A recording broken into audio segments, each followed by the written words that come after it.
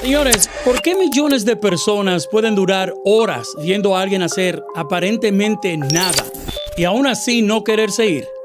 ¿Qué entendieron Kai Cenat, Ibai, Alofoque y los grandes streamers modernos que todavía la televisión tradicional no logra comprender? Y si el internet ya no se trata solo de ver contenido, sino de sentirse que perteneces a algo. Mejor aún, ¿qué diablos son las relaciones parasociales y con qué rayos se come eso? A este punto, CNN, Fox News y la NFL andan detrás de un chamaquito de apellido Matías. Maña afuera. Agárrense. Señores, miren, hace unos días nosotros hablábamos de que tanto Chevy García como Fausto Mata se habían quedado en un letargo digital del cual les sería bastante difícil salir. Esto es más grave de lo que nos imaginábamos, porque el fenómeno no solo se circunscribe ni a los dinosaurios de la comunicación dominicana, ni mucho menos a nuestra geografía. Este es un asunto global.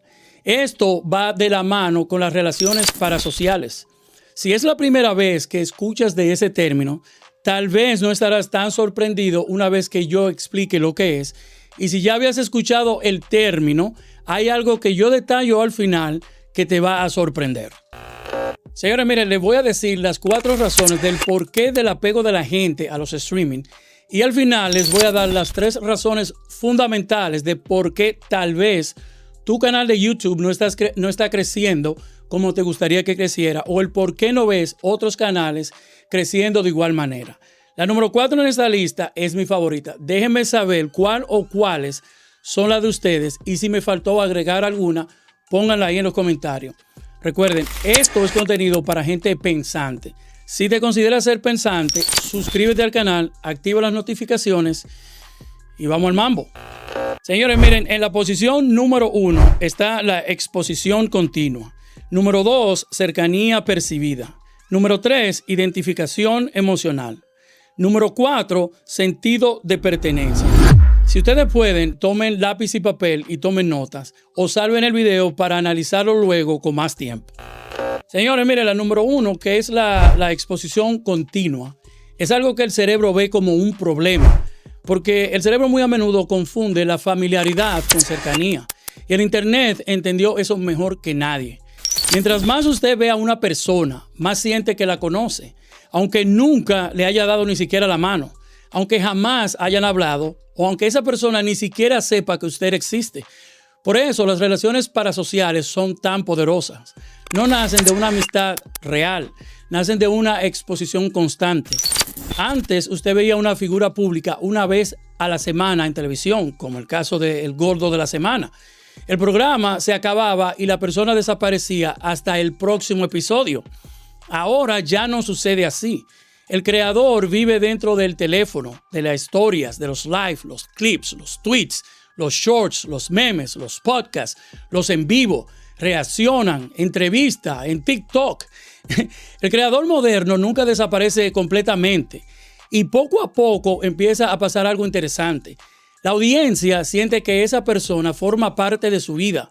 Por eso hoy la gente dice como, oh, yo crecí viéndolo. Ese tipo es como de la familia. Yo siento que lo conozco, pero en realidad no.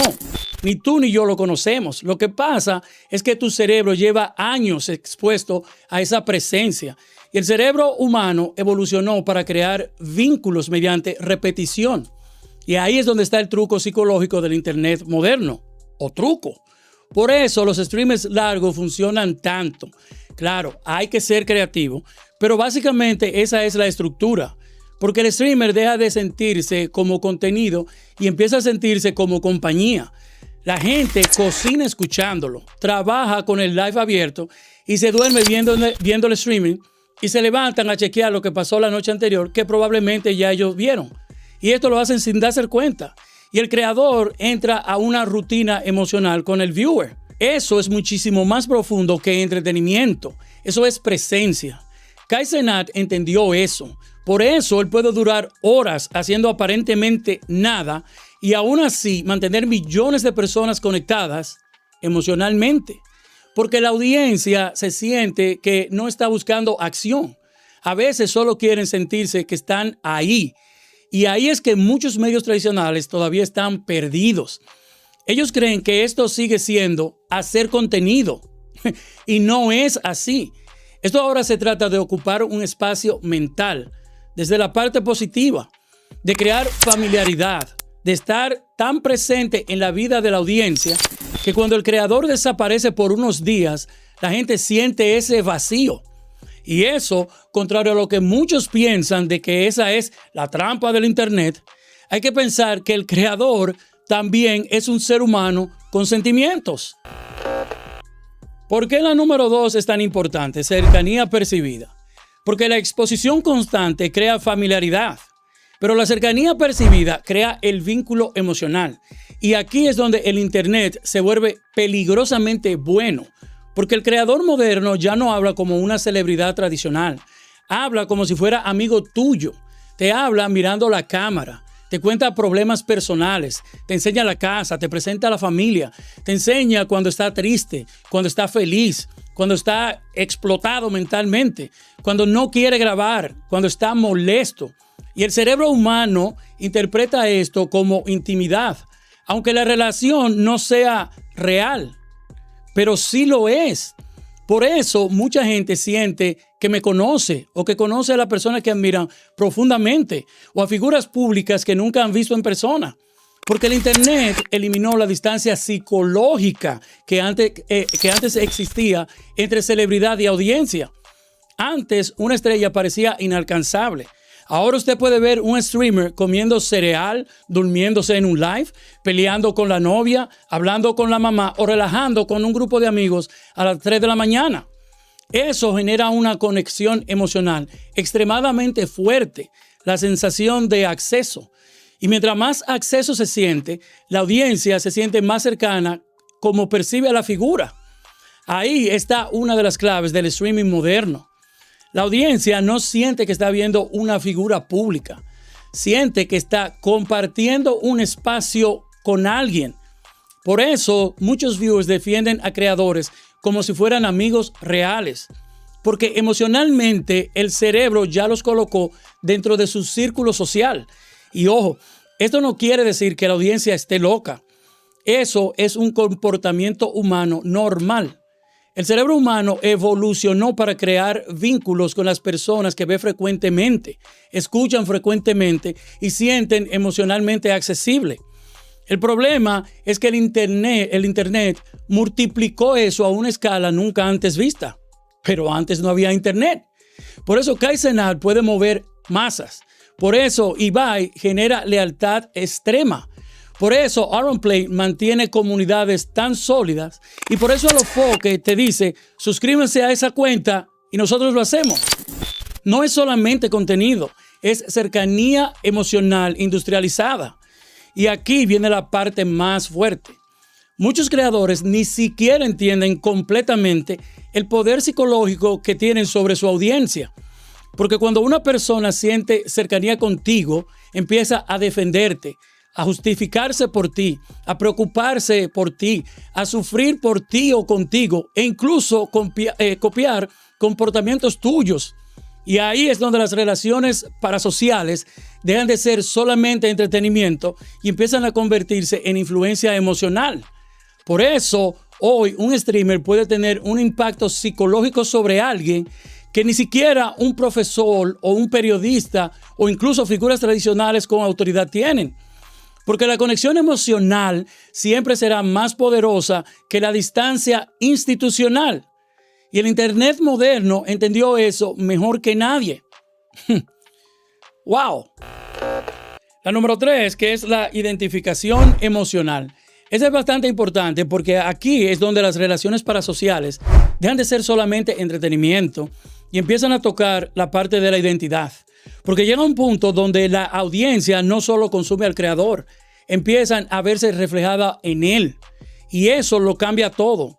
La gente empieza a pensar, bueno, este tipo piensa como yo, este tipo se ve como yo o habla como yo. Él representa lo que yo quisiera hacer o lo que yo quiero decir. Él entiende cómo yo me siento. Entonces, cuando eso pasa, el vínculo emocional se vuelve muchísimo más profundo Por eso es que ustedes ven que muchos viewers no siguen solamente contenido, siguen personalidades con las que se identifican emocionalmente. Kai Cenat no es solamente un streamer para mucha gente.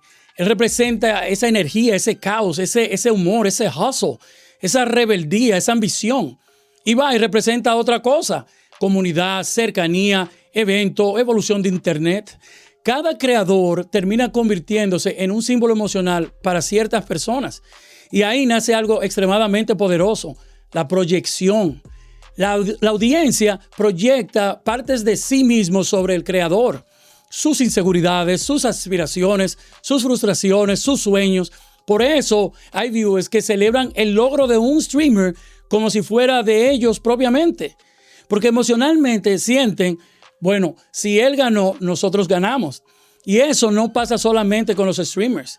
Eso pasa también con los artistas, con los influencers, con los pocateros, con las figuras públicas, hasta con los equipos deportivos. El cerebro humano constantemente busca tribus emocionales donde sentirse reflejado. El Internet aceleró brutalmente ese proceso, porque ahora usted puede encontrar personas que hablan como usted, piensan como usted y reaccionan como usted y ven el mundo de la misma manera que lo ve usted. Cuando alguien se siente con esa identificación emocional, la lógica se empieza a perder y la fuerza que toma, la toma el vínculo. Por eso muchas audiencias defienden creadores incluso cuando se equivocan. No sienten que están defendiendo los hechos. A veces están defendiendo una parte de sí mismo reflejada en esa figura. Y ahí es donde las relaciones parasociales alcanzan otro nivel. Porque ya no se trata solamente de entretenimiento. Ahora se trata de identidad emocional. Muchos medios tradicionales todavía creen que las audiencias siguen contenido. Y están equivocados. Las audiencias modernas siguen personas con las que sienten esa conexión psicológica. Por eso, hoy, una cámara y una personalidad auténtica puede generar más impacto cultural que medios gigantescos, porque la conexión emocional siempre será más fuerte que la producción vacía.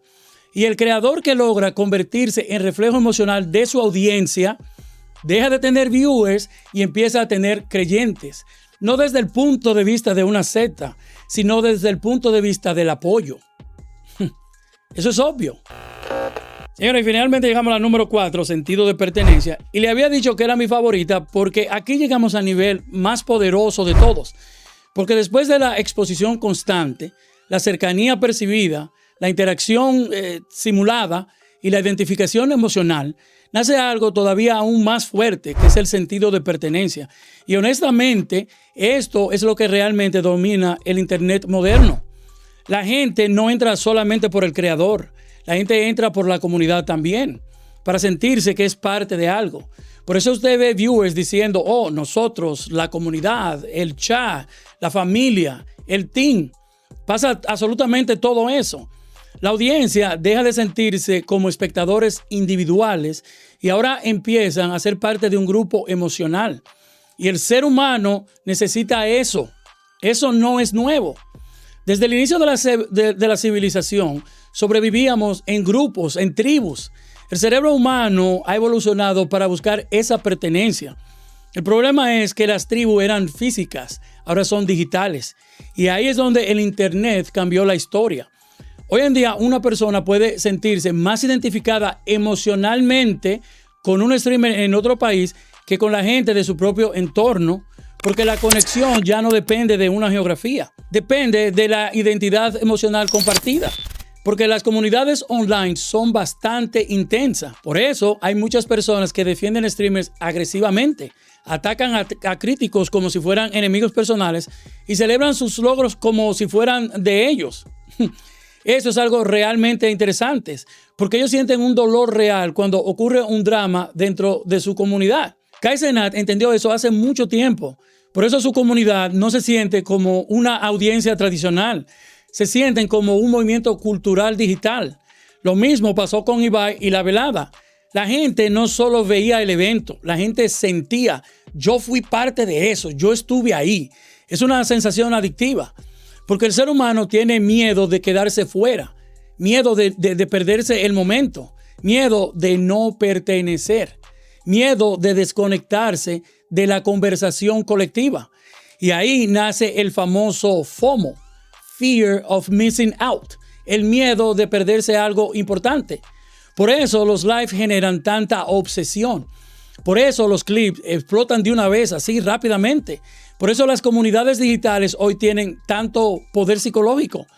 Porque el Internet moderno aprendió a explotar, en el buen sentido de explotar, algo profundamente humano, la necesidad de pertenecer. Y aquí está la parte más importante de todas. Muchos medios tradicionales todavía creen que compiten por views. Y no. Hoy se compite por atención emocional y por sentido de pertenencia. Porque el creador que logra hacer sentir la audiencia que es parte de algo ya tiene simplemente, o deja de tener simplemente seguidores. Ahora tiene una comunidad emocionalmente invertida.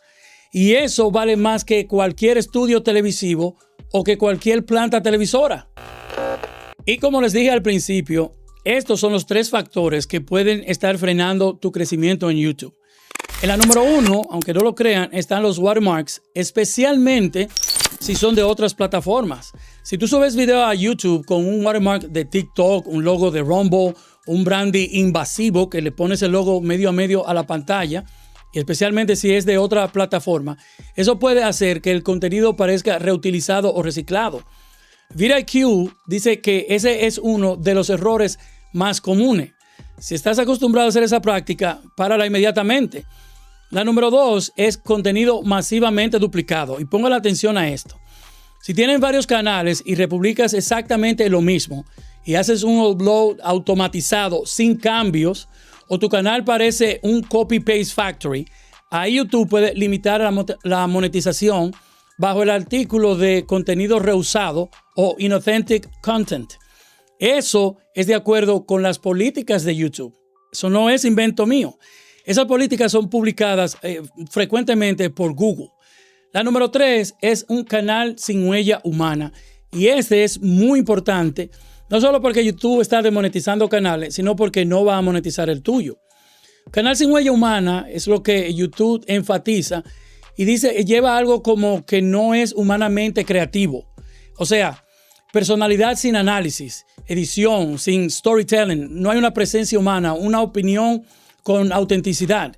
VidIQ dice que si tu contenido tiene tu voz, tu análisis, tu cara, tu narrativa, tu estilo, entonces estás muy lejos del tipo de canal que normalmente penalizan. Eso lo dice todo. Señores, aparentemente yo creo que encajo bastante bien en muchos de los renglones que describí. Y en la descripción les voy a dejar las fuentes de donde saqué esta información. Ahora bien, esto no es exclusivo de mi parte. Al igual que como ustedes me siguen y me apoyan, así también yo sigo y apoyo a otros. Pero ¿saben qué es lo más interesante? Los que te acusan a ti y a mí de lamberle a un tercero hacen exactamente lo mismo con el que ellos admiran. Y no es que lo que ustedes hacen está mal, es que no es el de ellos. Es que todo es pecado hasta que tú eres el pecador. Y ahí entonces piden misericordia. Yo soy 42 North. Hold up.